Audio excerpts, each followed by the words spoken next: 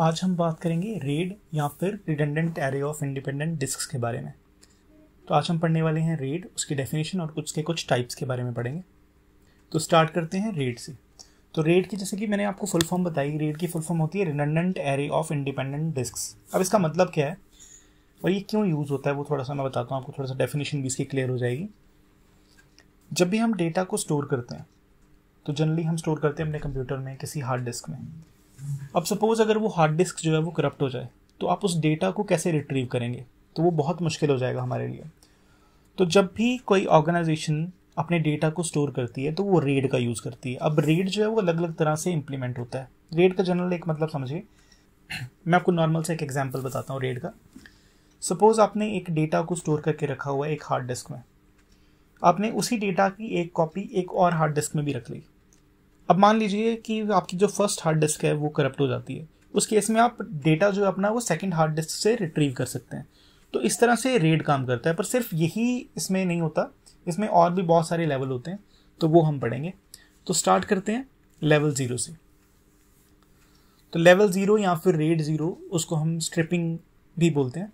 अब उसका क्या मतलब है, जैसे कि इस डायग्राम में आपको दिख रहा है, इसमें हम क्या करते हैं, डेटा को स्ट्रिप करते हैं। स्ट्रिप करने का मतलब उसको हम डिवाइड करते हैं। सपोज अगर आपका कुछ डेटा हम डिस्क 1 में रखेंगे, आधा डेटा डिस्क 1 में रखेंगे, तो आधा डेटा जो है वो डिस्क 2 में रखेंगे। इस केस में क्या होगा कि अगर एक डिस्क जो है आपकी वो करप्ट भी हो जाती है, उस केस में आधा डेटा तो आपके पास रहेगा।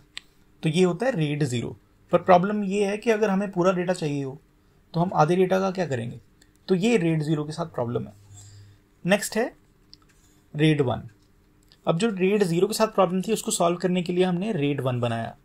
इसको मिररिंग भी बोलते हैं। तो इसमें हम क्या करते हैं, जो डेटा हमने डिस्क 1 में रखा है वही सेम डेटा हम डिस्क 2 में कॉपी कर देते हैं। इससे होगा क्या कि अगर डिस्क 1 या डिस्क 2 दोनों में से कोई एक डिस्क खराब ही हो जाती है, उस केस में हम एक डिस्क से जो है वो डेटा को रिट्रीव कर सकते हैं या वहाँ से यूज़ कर सकते हैं। तो ये था रेड 1। नेक्स्ट है रेड 5।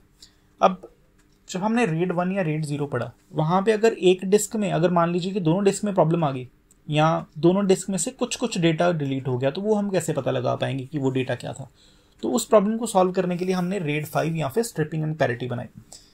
अब पैरिटी का क्या मतलब होता है, पैरिटी बिट जो है वो इन्फॉर्मेशन को स्टोर करके रखती है कि टोटल कितने बिट्स जो हैं पूरी हार्ड डिस्क के अंदर हैं। अब एक्चुअली में डेटा जो स्टोर होता है वो तो 0 एंड 1 की फॉर्म में ही होता है। तो जो पैरिटी है वो ये नोट रखती है कि कितने जीरोज और कितने वंस हैं पूरी डिस्क में। अब सपोज ये आपको ब्लॉक दिख रहा है, यहाँ पे हमने कुछ डेटा यहाँ पे रखा हुआ है ब्लॉक ए में, कुछ A2 में, कुछ A3 में, और यहाँ पे एक ब्लॉक रखा है पैरिटी का। अब इस पैरिटी का क्या मतलब होगा, सपोज A3 में से कुछ डेटा जो है वो करप्ट हो जाता है। अब पैरिटी में हमारे पास ये स्टोर्ड है कि कितने वंस और कितने जीरोज हैं हमारे पास। अब सपोज यहाँ पे 1 था, यहाँ पे भी 1 था और यहाँ पे 0 था। अब 0 वाला करप्ट हो गया तो यहाँ पे कोई डेटा नहीं है। तो हम पैरिटी, अगर ये करप्ट हो गया, हमें चेक करना है कि यहाँ पे क्या डेटा था, तो हम पैरिटी से ये चेक कर सकते हैं कि यहाँ पे 2 1 और 1 0 था। तो 2 1 और 1 0 को ऐड करके हम उस डेटा को कंप्लीट कर सकते हैं जो कि करप्ट हो गया हुआ था। और ये कंप्लीट करने में पूरा जो रोल है वो पैरिटी का होता है, क्योंकि ये हमें बता रहा होता है कि टोटल जो डेटा था हमारे पास कितने वंस और कितने जीरोस थे। तो ये पैरिटी का रोल होता है। तो हमने रेड 5 में सिंपली क्या किया कि एक ब्लॉक ऐड कर दिया पैरिटी का।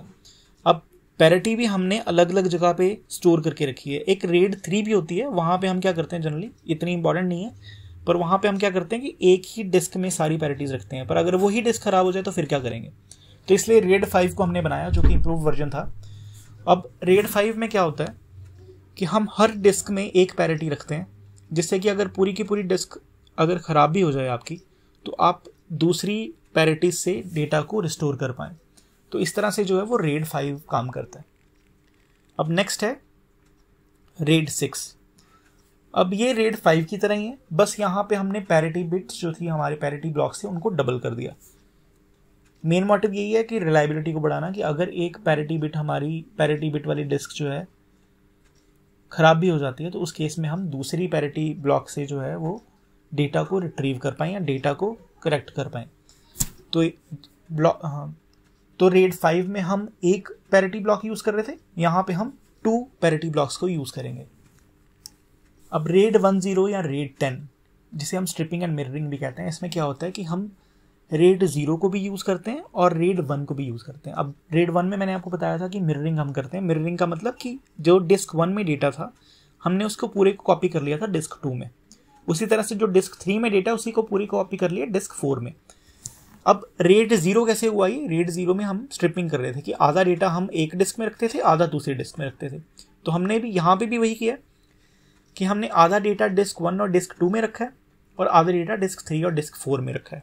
अब सपोज अगर डिस्क 4 जो है वो हमारी फेल हो जाती है, उस केस में हमारे पास फिर भी डिस्क 3 में सारा डेटा जो है वो डिस्क 4 वाला पड़ा हुआ है, तो हम इसको यहाँ से रिट्रीव कर सकते हैं। या फिर सपोज आप डिस्क 1 जो है हमारी, या फिर सपोज डिस्क 1 जो है वो करप्ट हो जाती है, उस केस में डिस्क 2 से हम डिस्क 1 का डेटा जो है वो रिट्रीव कर सकते हैं क्योंकि वो ऑलरेडी मिरर किया हुआ है डिस्क 2 पे।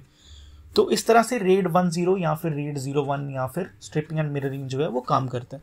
तो ये थे रेड स्ट्रक्चर्स। इसके अलावा और भी रेड स्ट्रक्चर्स होते हैं, पर हम नॉर्मल अगर रेड की बात करें तो टोटल ये स्ट्रक्चर्स आते हैं। तो मुझे लगता है आपको रेड अच्छे से समझ में आया होगा, जिसे redundant array of independent disks भी बोलते हैं।